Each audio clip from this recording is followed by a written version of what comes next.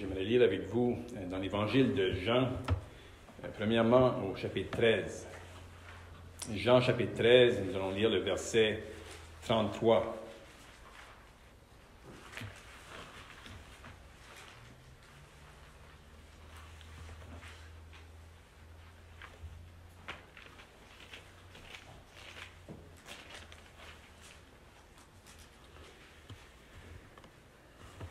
Ici, le Seigneur Jésus était avec ses disciples peu de temps avant d'aller à la croix, et il pouvait s'adresser à ses disciples en leur disant « Mes petits enfants, je suis pour peu de temps encore avec vous. Vous me chercherez, et comme j'ai dit aux Juifs, vous ne pouvez venir où je vais. Je vous le dis aussi maintenant. » Je voudrais aller maintenant au chapitre 14 et au verset 1.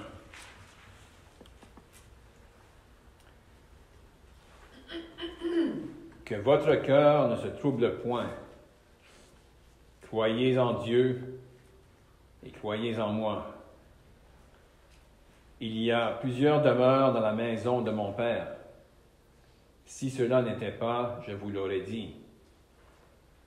Je vais vous préparer une place.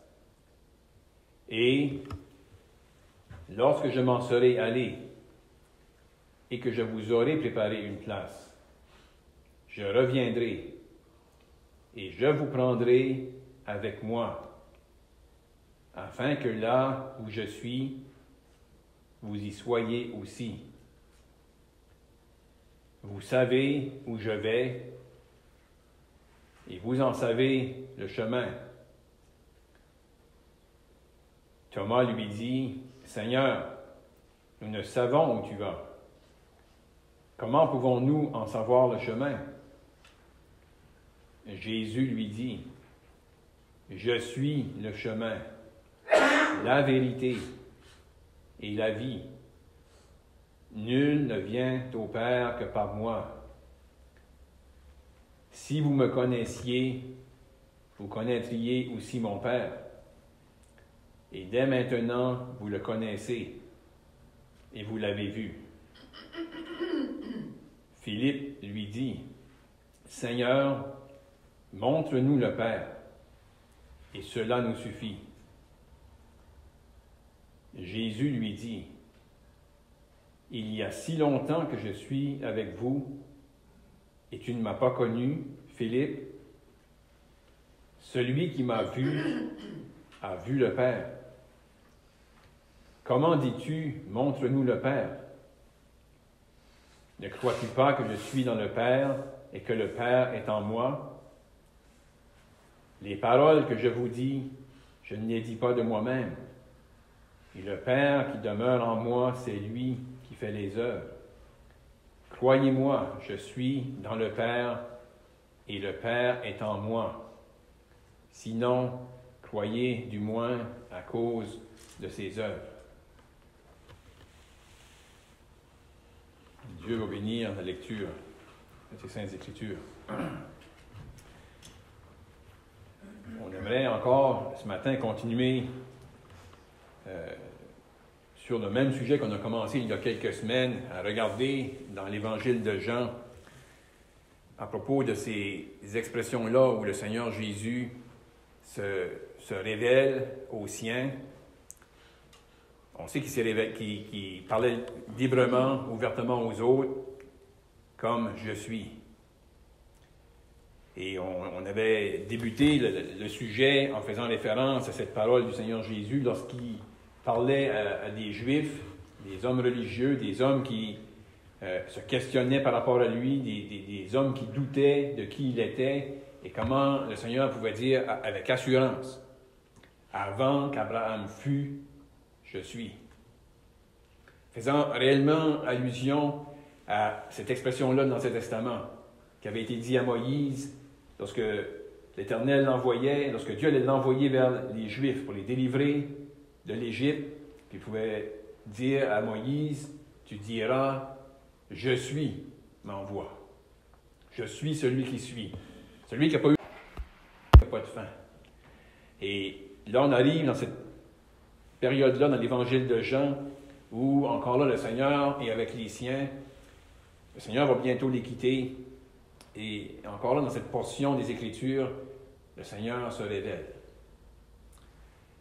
Et on voit que les disciples, bien qu'ils suivaient le Seigneur, bien qu'ils avaient cru en lui, à mesure qu'ils avancent avec lui, les disciples découvrent de plus en plus qui est celui en qui ils ont cru. Ils sont de plus en plus émerveillés. Et là, on arrive à un point crucial dans les évangiles. Le Seigneur va les quitter. Le Seigneur avait annoncé son départ. Puis, évidemment, les disciples ne comprenaient pas. Mais là, une fois de plus, il va leur dire qu'il va les quitter. Il s'adresse à eux comme ses petits-enfants. Puis il dit, « Je suis pour peu de temps encore avec vous. Vous me chercherez. Et comme j'ai dit aux Juifs, vous ne pouvez venir où je vais. » Et je vous le dis aussi maintenant.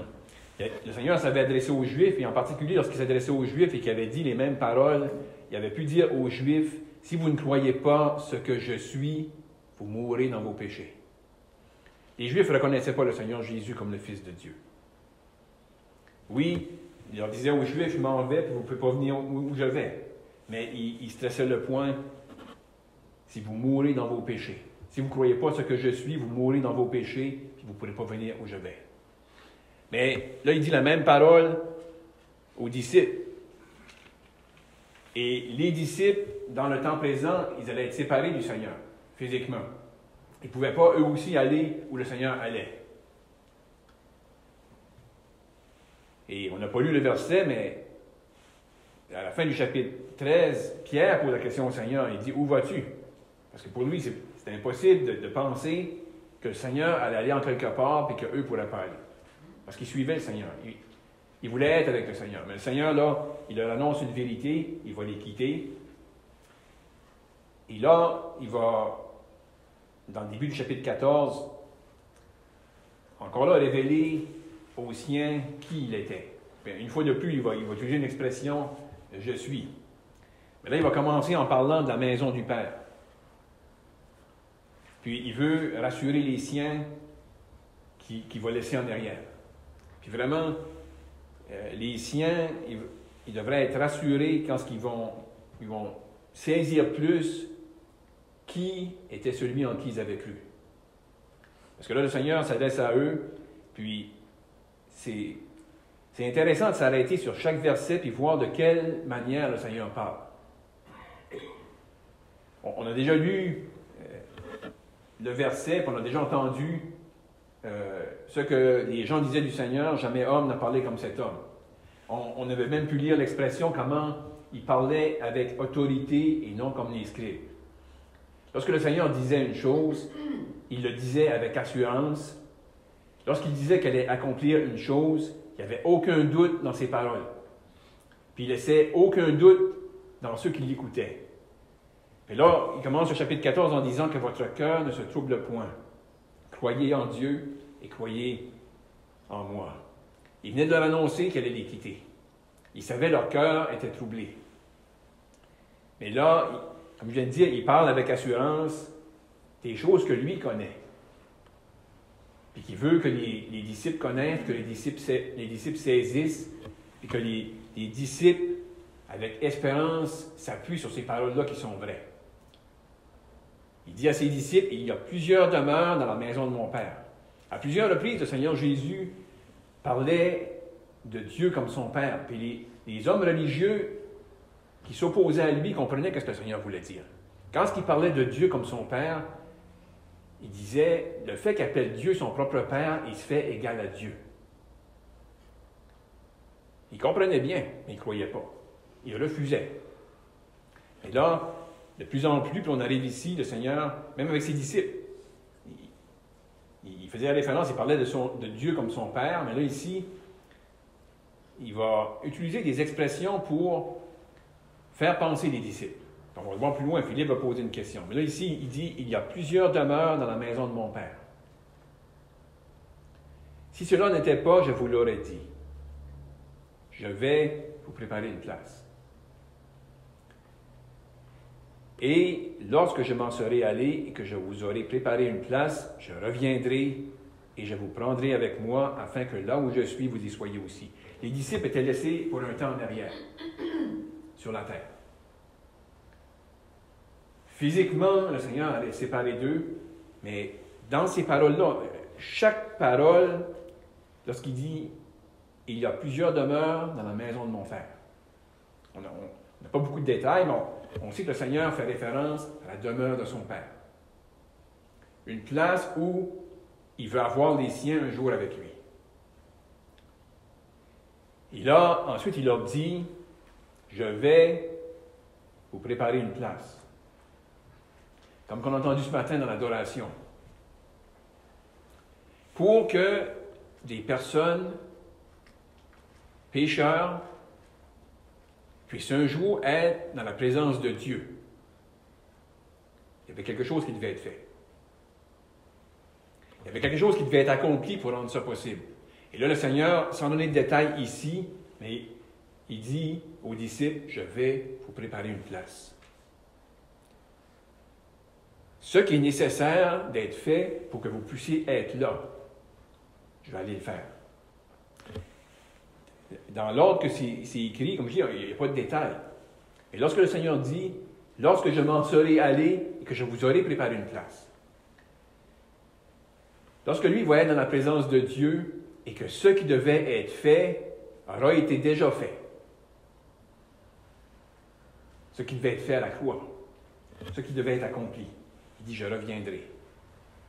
Je reviendrai et je vous prendrai avec moi afin que là où je suis, vous y soyez aussi. Ici, sans donner beaucoup de détails, il veut rassurer les disciples. Comme on l'a mentionné au verset 1, lorsqu'il dit que votre cœur ne se trouble point, croyez en Dieu et croyez aussi en moi. Et là, il ajoute les paroles. Croyez en moi, mais croyez à ce que je vais vous dire. Soyez rassurés. Les paroles que le Seigneur Jésus dit ici, tu les lis, puis il y a juste deux façons de les comprendre. En fait, il y a juste une façon, mais dans le sens que c'est soit que ce que le Seigneur dit est vrai, puis on croit que c'est vrai. Il ne faut pas mentir. C'est le Fils de Dieu. Soit qu'on dit que c'est des mensonges. Parce que le Seigneur Jésus, il parle avec assurance, il dit vraiment, il y a plusieurs demeures dans la maison de mon Père. Je vais vous préparer une place. Lorsque je m'en serai allé, que je vous aurai préparé une place, je reviendrai, je vous prendrai aussi avec moi, afin que là où je suis, vous y soyez aussi. Donc, c'est une parole qui est sûre. Une parole qu'on peut se fier. Et il dit ça aux disciples dans ce temps-là, mais il dit ça aussi à nous aujourd'hui, qu'on se repose sur ces promesses-là. Présentement, on est séparés physiquement du Seigneur. Mais qu'est-ce qu'il a dit ici? Près de 2000 ans passés, ça va s'accomplir. Parce qu'il a déjà préparé une place. Ce matin, on a, par la grâce de Dieu, avec humilité puis avec faiblesse, on a médité, on a occupé nos pensées à ce qui a été accompli à la croix. Ce que le Seigneur a fait pour nous préparer une place. Ça a été fait. Et maintenant, à la droite de Dieu, il est parti, il est là. Mais il va revenir. Il va revenir pour nous prendre. Et après avoir dit ces paroles-là aux disciples pour les rassurer, les consoler, parce que les disciples étaient troublés. Celui qu'ils avaient suivi allait bientôt les quitter. Et là, il leur dit, il veut les rassurer.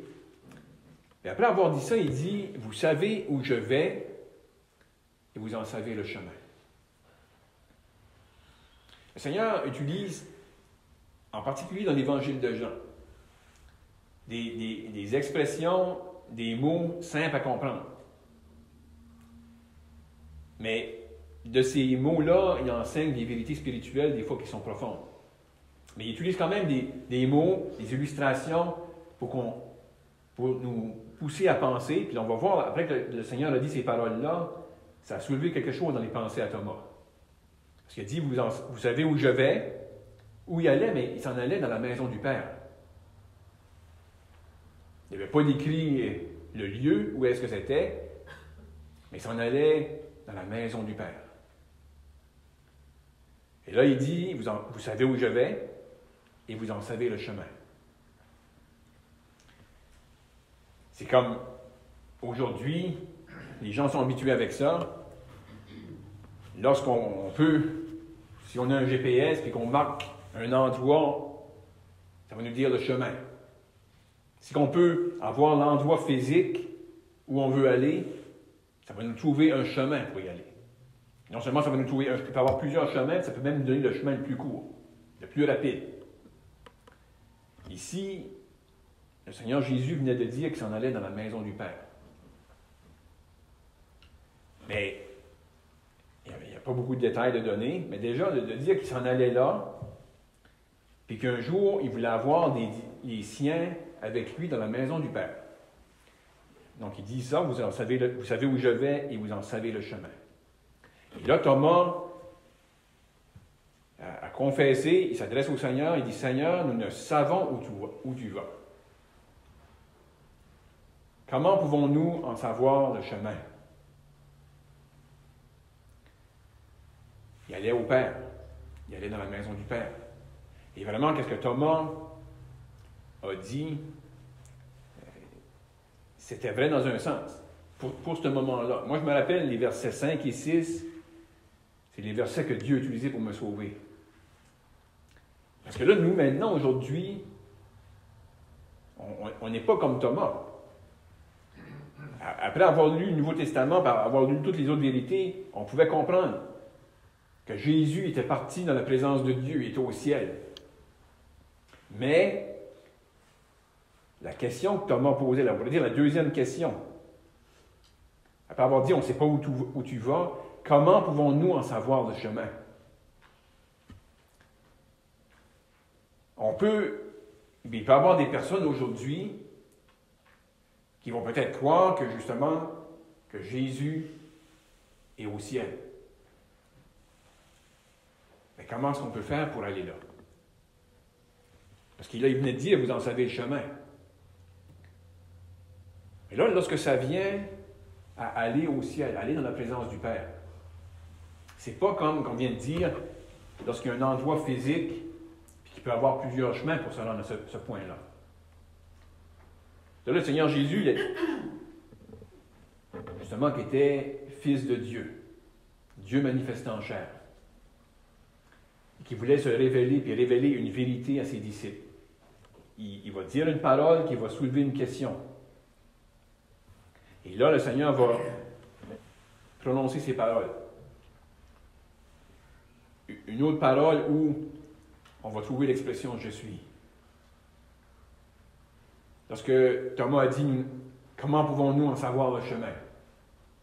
Le chemin pour aller au Père. Le chemin pour aller où présentement Jésus est là à la droite de Dieu. Comment est-ce qu'on peut faire pour aller là? C'est quoi le chemin? Et là, Jésus pouvait dire avec assurance, « Je suis le chemin, la vérité et la vie. Nul ne vient au Père que par moi. » Là, le Seigneur Jésus, il révèle comment on peut aller au Père. Comment un pécheur peut un jour se retrouver dans le ciel, dans la présence de Dieu. C'est par le Seigneur Jésus. Il pouvait dire « Je suis ». C'était le même qui avait dit auparavant « Je suis la lumière du monde. Je suis le pain de vie. Je suis la résurrection et la vie. » Là, il atteste « Je suis le chemin. » Le Seigneur Jésus ne dit pas « Je suis un chemin », mais « Je suis le chemin. » La vérité et la vie.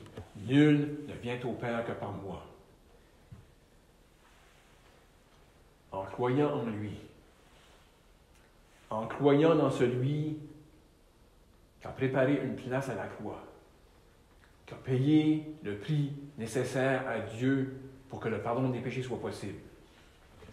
Le pécheur qui croit en lui est réconcilié avec Dieu. C'est par lui que le pécheur a l'assurance qu'un jour il va être dans la présence de Dieu. Et de lire ces paroles-là, même pour nous qui sommes sauvés, de lire ces paroles-là, cette promesse-là du Seigneur aux siens. Nous, on a cru en lui, nos péchés ont été pardonnés, on est convaincus, il nous a préparé une place. Il va revenir. Et vraiment, de penser que quand on pense au Seigneur Jésus, et comme que j'ai essayé de partager avec vous ces vérités-là dans l'Évangile de Jean, quand que, comme un pécheur qui a été sauvé, on a cru en lui, on a connu personnellement le Fils éternel de Dieu. Lui qu'on présente à d'autres dans l'Évangile, que ce soit publiquement lorsqu'on prêche ou qu'on témoigne à une personne. On parle de celui qui est le Fils de Dieu. Et le Seigneur se révèle, particulièrement dans l'Évangile de Jean, comme le Fils éternel de Dieu.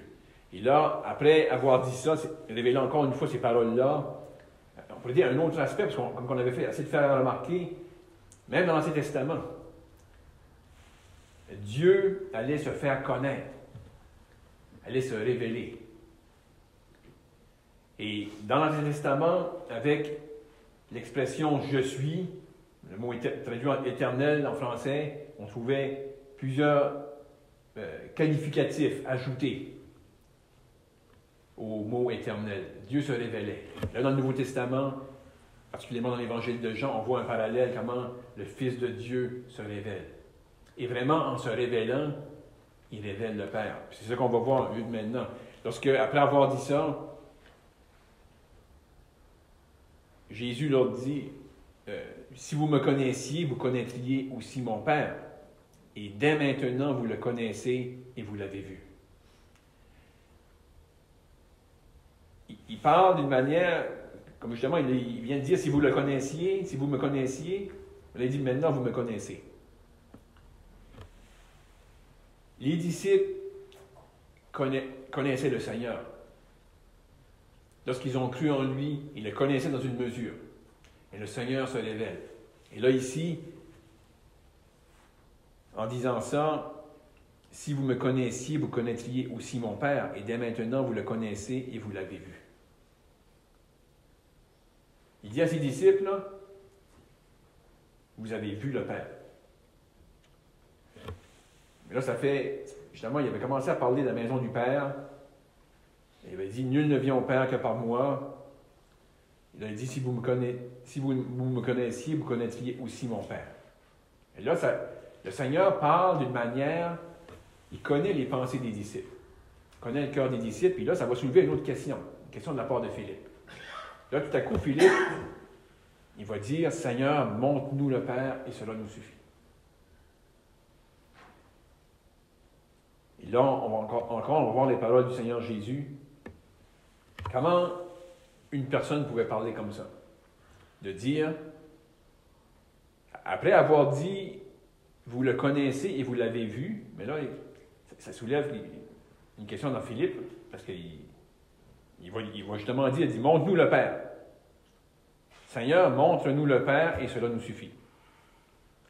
Et là, Jésus va dire, il y a si longtemps que je suis avec vous et tu ne m'as pas connu, Philippe.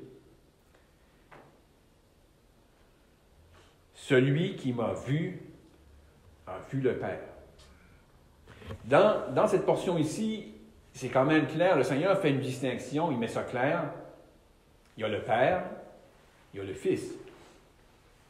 Mais le Fils révèle le Père. Là, il est en train de dire à Philippe, il y a si longtemps que je suis avec vous et tu ne m'as pas connu. Celui qui m'a vu a vu le Père. Le Fils agissait de la même façon que le Père. Le Fils pense exactement comme le Père. C'est une parfaite harmonie, parfaite union. La façon que le Seigneur Jésus parlait, parce que c'est le même qui se révélait, il parlait puis il agissait, puis les disciples le voyaient. Mais les disciples et même les autres, les inconvertis, lorsqu'ils voyaient le Seigneur Jésus agir, ses actions, ses paroles, qui manifestaient ce qu'il y avait à l'intérieur, ses pensées, c'était en parfaite harmonie avec le Père. Il révélait le Père. Ces paroles-là pouvaient seulement être prononcées par le Fils éternel de Dieu. Il n'y a personne qui peut dire, autre que lui, celui qui m'a vu a vu le Père. Seulement le Fils éternel de Dieu. Et de penser que nous, comme croyants, c'est en lui qu'on a cru. En celui, comme qu'on avait aussi considéré, qui disait « Je suis le bon berger », celui qui donne sa vie pour ses brebis. On est dans sa main et dans la main du Père. Et on peut se reposer entièrement sur lui. Peu importe ce qui peut arriver, puis justement, comme on a dit, le début du chapitre 14, il y a des choses qui ont été accomplies, déjà. Puis basé sur ce qui a été accompli, on attend l'accomplissement de cette promesse-là du Seigneur Jésus. Il va revenir pour nous prendre, pour nous amener dans la maison du Père. On peut, quand on considère ça, adorer. Puis remercier Dieu. Parce que si on connaît ça à propos du Fils de Dieu, c'est uniquement par la grâce de Dieu que ça nous a été révélé. Mais ça peut être révélé à d'autres. Puis de penser que celui qu'on annonce dans l'Évangile, celui qu'on prêche, c'est le Fils de Dieu, le Fils éternel de Dieu. On est dans sa main, puis on bénéficie de ses soins, puis bientôt, on va entendre son appel lorsqu'il va revenir pour nous chercher. Finir sa parole.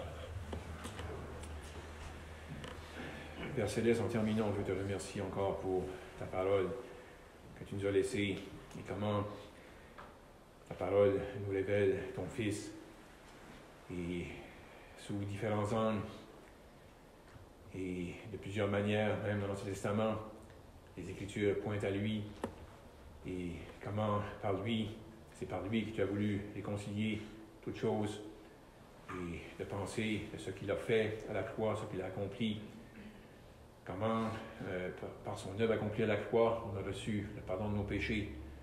Mais on pense, Père, que tout ce qui découle de la croix, même présentement, le fait qu'il y a des témoignages établis en divers lieux dans ce monde, des assemblées locales, ça découle de son œuvre accomplie à la croix.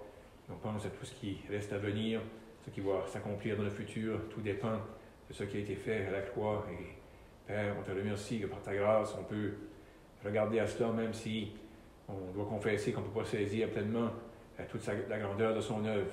Et on te remercie, Père, que par ta grâce, nos regards ont été tournés vers lui. Et on te remercie qu'aujourd'hui, tu nous vois en lui. On te prie donc, Père, que tu puisses nous garder, nous préserver jusqu'à son retour. Au nom du Seigneur Jésus-Christ. Amen.